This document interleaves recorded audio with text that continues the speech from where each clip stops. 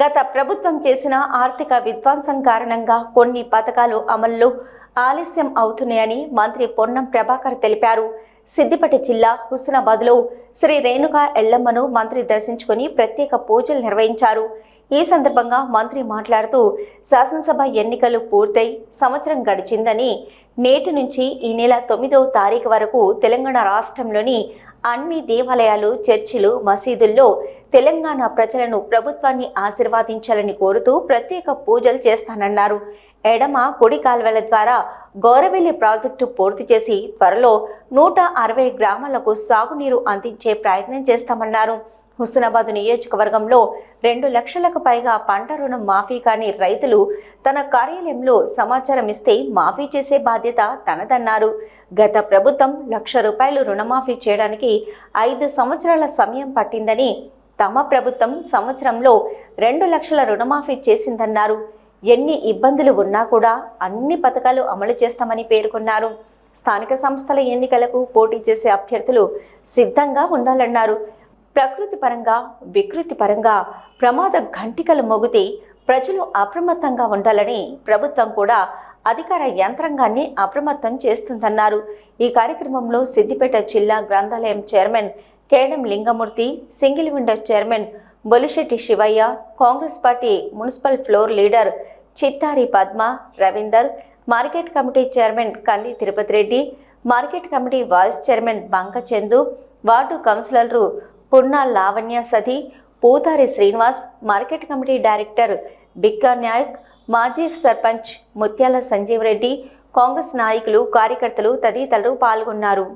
భగవంతుని ఆశీస్సులు కావాలని ఈ రోజు నుండి 9వ తారీఖు వరకు తెలంగాణ రాష్ట్రంలో ఉన్నటువంటి అన్ని దేవాలయాలలో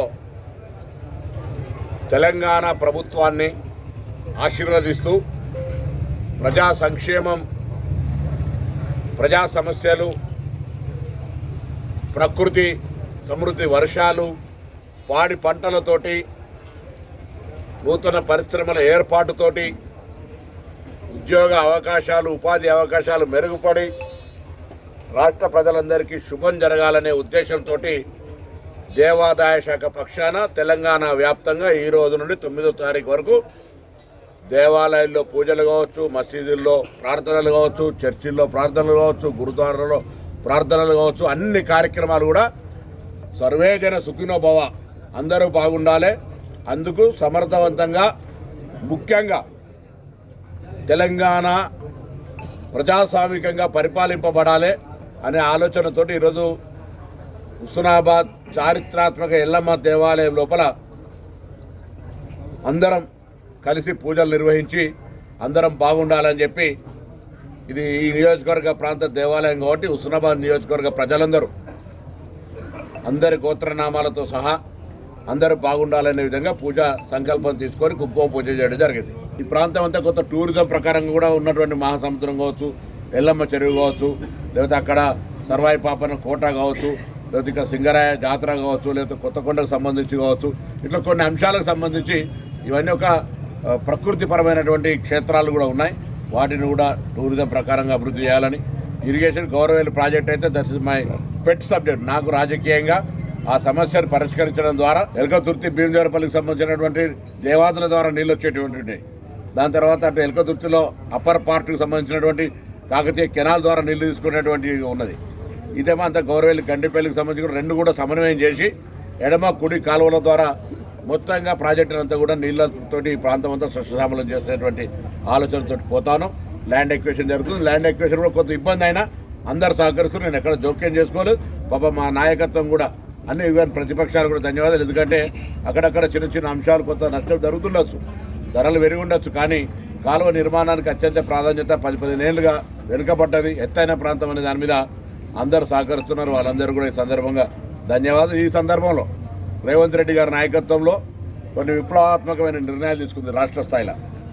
ఈరోజు ప్రభుత్వం ఏర్పడ్డ 48 గంటల్లోనే 5 లక్షల నుంచి 10 లక్షల రూపాయల ఆరోగ్యశ్రీ కావచ్చు, ఆర్టీసీలో మహిళలకు ఉచితమైన బస్ సౌకర్యం కావచ్చు, దాని తదుపరి 200 యూనిట్ల ఉచిత విద్యుత్ కావచ్చు. ఇలా 70-80%, కొన్ని గ్రామాల 90% దాకా కూడా ఉచిత విద్యుత్ వస్తూ ఉంది.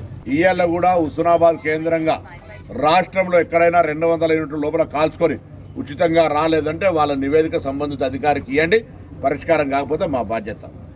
500 గ్యాస్ సిలిండర్కి సంబంధించి కూడా ఏదైనా ఆధార్ తప్పు, గ్యాస్ నెంబర్ తప్పు ఉంటే మండల కార్యాలయాల్లో మళ్ళీ కార్యాలయం ఓపెన్ చేసినాం. ఇవి కాక ఈరోజు మెస్ ఛార్జీలు పెంచడం, కాస్మెటిక్ ఛార్జీలు పెంచడం, సొంత భవనాలు నిర్మించే ప్రణాళిక జరుగుతుంది. వీటన్నిటితో పాటుగా నేను మరొకసారి హుస్నాబాద్ ప్రాంత రైతాంగానికి, తద్వారా తెలంగాణ రైతాంగం కూడా 2 లక్షల లోపు కుటుంబ పరిమితి ఏదైతే ముందు మేము అన్నీ ఏం చెప్పలేదు, జీవోలో ఖచ్చితంగా ఒక కుటుంబానికి 2 లక్షల రూపాయలు అని చెప్పినాం. ఆ కుటుంబానికి 2 లక్షల రూపాయల చొప్పున అందరికీ మాఫీ అయింది మొన్న మహబూబ్నగర్లో చెక్ చేయడం ద్వారా. ఇప్పుడు ఎవరైనా ఇంకా కుటుంబ పరంగా 2 లక్షల మాఫీ కాని వాళ్ళు ఉంటే దయచేసి నా ఎమ్మెల్యే క్యాంపు కార్యాలయంలో కానీ మీ సంబంధిత ఏఈఓ ద్వారా కానీ నాకు సమాచారం వేయండి. ఆ 2 లక్షల లోపల రూపాయల రుణమాఫీ 100% అమలు చేసే బాధ్యత ఈ ప్రభుత్వాన్ని. 2 లక్షల పై ఉన్నటువంటి వాళ్ళకి సంబంధించి 2 లక్షల పై ఉన్నటువంటి వాళ్ళకి సంబంధించి ఒక షెడ్యూల్ విడుదలవుతుంది. షెడ్యూల్ విడుదల ప్రకారంగా ఆ పైన డబ్బు కట్టిన తర్వాత వాళ్ళకు కూడా 2 లక్షల రూపాయలు అవుతుంది. వాళ్ళు కూడా ఆందోళన చెందాల్సిన అవసరం లేదు. ప్రతిపక్షాలు ఎన్ని మాటలు మాట్లాడినా వాళ్ళకు ఒకటే మాట జవాబు చెప్తాను. 5 సంవత్సరాలు 1 లక్ష రూపాయలు రుణమాఫీ చేయడానికి ఇబ్బంది పడ్డ మీరు, విడతల వారీగా వడ్డీకి కూడా సరిపోని విధంగా మాఫీ చేసిన మీరు, ఇవాళ తెలంగాణ దేశంలోనే చరిత్రలో మొట్టమొదటిసారి 2 లక్షల రూపాయల రుణమాఫీని సంవత్సర కాలం లోపల అప్పులు మాఫీ చేసి పేమెంట్ చేస్తే దాని మీద కూడా కోటికి ఎంటికలు లెక్క పెట్టినట్లు లెక్క పెడతా ఉన్నారు. ఇవాళ అడుగుతా ఉన్నారు, మీరు ఒక్కసారి మమ్మల్ని అడిగే ముందు గుండె మీద చేసుకొని 5 సంవత్సరాలు దాని తదుపరి 5 సంవత్సరాలలో లక్ష రూపాయల రుణమాఫీ చేయడానికి ఎందుకు 5 సంవత్సరాలు తీసుకున్నారని అడుగుతా ఉన్నాం.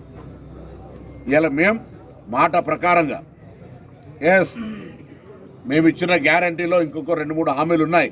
ఈ రాష్ట్ర ఆర్థిక పరిస్థితిని తెలంగాణ ప్రజలకు వివరించి చెప్పినాం. ఆర్థిక విధ్వంసం జరిగింది, తద్వారా కొన్ని పథకాలు జాప్యం చేస్తుండొచ్చు. కానీ మరొకసారి ప్రజలకు విశ్వాసం ఇస్తా ఉన్నాం. మేము ఏ వాగ్దానం చెప్పినామో అన్ని వాగ్దానాలు వరుస క్రమం లోపల మొత్తం నెరవేరుస్తాం. ఇవాళ మా వాగ్దానాల గురించి అడుగుతున్నటువంటి వాళ్ళు ఒక్కసారి 10 ఏళ్ళు అధికారంలో ఉన్నారు, అటు కేంద్రంలో ఉన్నోళ్ళు కూడా ఇటు రాష్ట్రంలో ఉన్నోళ్ళు, వాళ్ళు కూడా ఒక్కసారి సమీక్షించుకోవాలి. ఏమేమి వాగ్దానాలు చేసినాం, ఎన్ని అమలైనాయి అనేటువంటి మాట వాళ్ళు సమీక్షించుకుంటే సరిపోతుంది. కాబట్టి నేను మరొకసారి హుస్నాబాద్ నియోజకవర్గ ప్రజలందరూ కూడా సంవత్సర కాలం పూర్తయిన సందర్భంగా ధన్యవాదాలు. నన్ను ప్రజాప్రతినిధిగా ఎంపిక చేసి పంపిన సందర్భంగా నా జీవితం తప్పకుండా హుస్నాబాద్ ప్రాంత ప్రజలకు సంబంధించిన అభివృద్ధి విషయం లోపల కట్టుబడి ఉంటా అని చెప్పినాం. దానికి అనుగుణంగా అందుబాటులో ఉంటాను. కష్టమైనా నష్టమైనా ఇక్కడ ఉన్నటువంటి ప్రేమ నాకు చాలా వర్క్ చేయడానికి ఎనర్జీ ఇస్తూ ఉంది.